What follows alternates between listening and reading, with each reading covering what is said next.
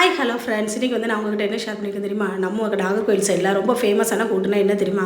இந்த அவியல் கூட்டு தான். பார்த்துக்கோங்க, எல்லா கல்யாண வீடுகள்லேயும் இந்த அவியல் கூட்டு முக்கியமாக இருக்கும். இதை தான் முதல்லையே இலையில வைப்பாங்க. அதுதான் எப்படி செய்கிறதுன்னு நம்ம இன்றைக்கி பார்க்க போகிறோம். வாங்க. அதுக்கு நான் வந்து அவியலுக்குன்னு உள்ள மலைக்கறி 50 ரூபாய்க்கு கேட்டு வாங்கிக்கிட்டேன். சாம்பாருக்குன்னு தனியாக கிடைக்கணும், அவியல் மலைக்கறியே கேட்டு வாங்கிக்கிட்டேன்.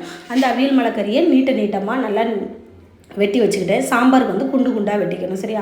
இப்போது இந்த அவியல் மலைக்கறியை வச்சு நம்ம செய்யலாம். வாங்க. அதுக்கு நான் உருளி சட்டியில் தேங்காய் எண்ணெய் ஊற்றிட்டு, எந்த எண்ணெய்னாலும் ஊற்றிக்கோங்க. தேங்காய் எண்ணெய்னா இன்னும் கூட்டு சூப்பராக இருக்கும். தேங்காய் எண்ணெய் ஊற்றிட்டு கடுகு, பல்லாரி, கருவேப்பிலை போட்டு நல்லா வதக்கிக்கோங்க.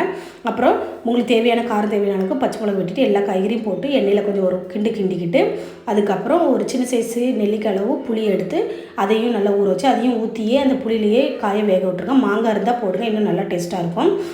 அதுக்கப்புறம் தேங்காய் கூட கொஞ்சம் சீரகம், ஒரு பச்சை மிளகு, கொஞ்சம் கருவேப்பிலையும் பூண்டு முக்கியமாக போட்டு அரைச்சி அதையும் ஊற்றி ஒரு 2 கொதி இருந்தோன்னே இறக்கிடுங்க. சுவையான அவியல் ரெடி.